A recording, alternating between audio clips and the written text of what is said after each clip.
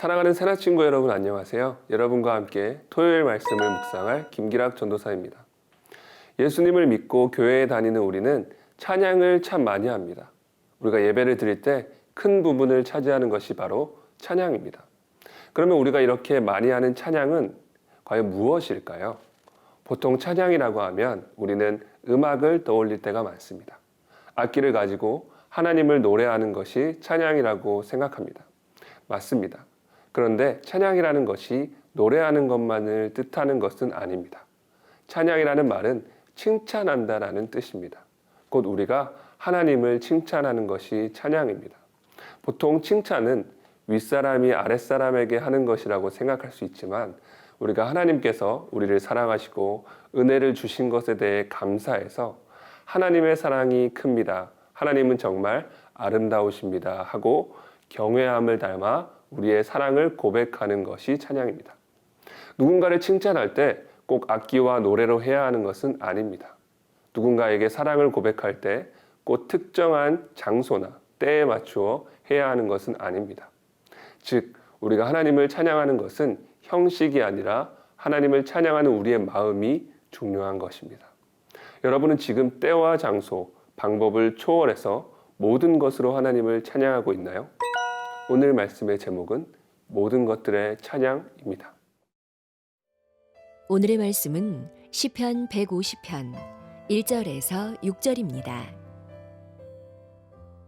여호와를 찬양하라. 그분의 성소에서 하나님을 찬양하라. 그분의 능력이 머무는 하늘에서 여호와를 찬양하라. 그분의 놀라운 일들을 두고 여호와를 찬양하라. 그분은 한없이 위대하시니 그것을 따라 여호와를 찬양하라. 나팔 소리로 여호와를 찬양하라. 하프와 수금으로 여호와를 찬양하라. 탬버린을 치고 춤을 추며 여호와를 찬양하라. 현악기와 오르간으로 여호와를 찬양하라. 큰 소리 나는 심벌지로 여호와를 찬양하며 심벌지의 높은 소리로 여호와를 찬양하라. 호흡이 있는 모든 것들은 여호와를 찬양하라. 여호와를 찬양하라. 오늘 우리가 함께 읽은 말씀에는 찬양하라라는 말씀이 계속 반복됩니다. 단순히 보면 그냥 찬양하라는 말을 똑같이 반복하고 있는 것처럼 보이지만 오늘의 말씀을 자세히 살펴보면 찬양에 대한 중요한 교훈들을 배울 수 있습니다. 오늘 말씀 1절에서 6절 함께 읽겠습니다. 여호와를 찬양하라. 그분의 성소에서 하나님을 찬양하라. 그분의 능력이 머무는 하늘에서 여호와를 찬양하라. 그분의 놀라운 일들을 두고 여호와를 찬양하라. 그분은 한없이 위대하시니 그것을 따라 여호와를 찬양하라. 나팔 소리로 여호와를 찬양하라. 하프와 수금으로 여호와를 찬양하라. 탬버린을 치고 춤을 추며 여호와를 찬양하라. 현악기와 오르간으로 여호와를 찬양하라. 큰 소리 나는 심벌지로 여호와를 찬양하며 심벌지의 높은 소리로 여호와를 찬양하라. 호흡이 있는 모든 것들은 여호와를 찬양하라. 여호와를 찬양하라. 무언가를 살펴볼 때 육하 원칙에 의해서 살펴보면 좀 더 자세히 정확하게 볼 수 있습니다. 언제, 어디서, 무엇을, 어떻게, 왜, 누가. 이 육하 원칙에 의해서 오늘 말씀을 한번 살펴볼까요? 먼저 언제 찬양하라고 하나요? 언제라고 시점이 정확하게 나와 있지는 않습니다. 그런데 오늘 말씀을 보면 찬양하라, 찬양하라, 찬양하라 계속해서 명령형으로 말씀하고 있습니다. 구체적인 시점을 이야기하지 않고 현재형으로 명령을 하고 있다는 것은 지금 그리고 항상 찬양하라는 것을 의미합니다. 그 다음 어디서? 그분의 성소에서 찬양하라. 하늘에서 찬양하라. 성소가 있는 땅이나 하늘이나 어디서든 찬양하라는 것입니다. 이것이 찬양에 대한 중요한 교훈입니다. 언제 어디서나 찬양하라는 것입니다. 다음으로 무엇을 찬양할까요? 하나님을 찬양하라. 하나님을 찬양하는 것입니다. 어떻게? 나팔 소리로, 하프와 수금으로, 탬버린으로 춤을 추며 현악기와 오르간으로 큰 소리 나는 심벌지로 심벌지의 높은 소리로 모든 악기로 몸짓으로 모든 방법으로 하나님을 찬양하라는 뜻입니다. 그러면 누가 찬양할까요? 마지막 절 말씀합니다. 호흡이 있는 모든 것들은 여호와를 찬양하라.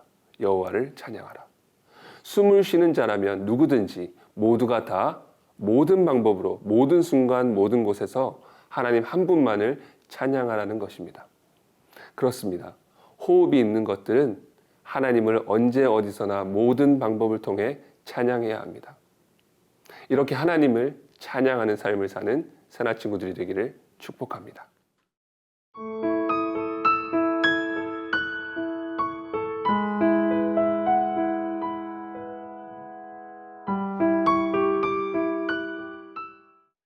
육하 원칙 중에 한 가지가 남았습니다. 왜입니다. 왜 하나님을 찬양하라고 말씀할까요? 하나님은 위대하시기 때문입니다. 하나님이 놀라운 일들을 행하셨기 때문입니다. 오늘 말씀 2절 함께 보겠습니다. 그분의 놀라운 일들을 두고 여호와를 찬양하라. 그분은 한없이 위대하시니 그것을 따라 여호와를 찬양하라. 하나님이 하신 놀라운 일은 너무나도 많습니다. 우리를 위해 죽으신 것, 우리에게 모두 다 내어주신 것, 우리를 생명보다 사랑하신 것입니다. 그래서 우리는 하나님을 찬양하는 것입니다. 하나님이 먼저 우리를 사랑하셨기 때문에 우리도 그 하나님의 사랑을 깨닫고 하나님을 향한 사랑을 고백하는 것입니다. 시편은 성경 중에 가장 장수가 많은 긴 성경입니다. 150편의 시가 모여있는 성경이 시편입니다. 오늘 우리가 읽은 시편 150편은 그 긴 시편 전체의 결론입니다. 150편이나 되는 시편에는 수많은 사람들의 시가 나오는데 그 내용에 좋은 일만 있는 것은 아닙니다.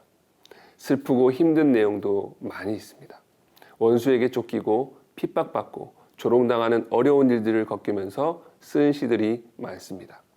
그 모든 일을 다 겪고 다 지나고 나온 결론이 할렐루야, 호흡이 있는 모든 자들아 하나님을 찬양하라 인 것입니다. 왜일까요? 힘들었지만 어려웠지만 이렇게 부족하고 약한 우리를 끝까지 사랑하시고 일으켜주시고 회복시키신 그 하나님의 사랑을 알기 때문에 그 모든 삶의 여정에서 그 하나님이 우리를 지금까지 지켜주셨다는 것을 깨달았기 때문에 진정한 고백과 찬양을 하는 것입니다. 이것이 참된 찬양입니다. 하나님이 우리를 얼마나 사랑하는지 알아서 우리도 그 사랑에 응답하는 것입니다. 이렇게 우리를 사랑하시는 하나님을 깨닫고 우리도 하나님을 사랑하기 때문에 언제나 호흡과 같이 하나님을 찬양하는 저와 여러분이 되기를 예수님의 이름으로 축복합니다. 기도하겠습니다. 하나님 아버지 감사합니다. 하나님을 찬양하게 하시기 위하여 우리를 창조하신 줄로 믿습니다. 언제나 어디서나 무슨 방법을 통해서나 오직 하나님 한 분만을 찬양하는 우리가 되게 하여 주시고 우리의 삶이 온전히 하나님을 찬양하는 삶이 될 수 있도록 인도하여 주옵소서. 감사드리며 예수님의 이름으로 기도합니다. 아멘.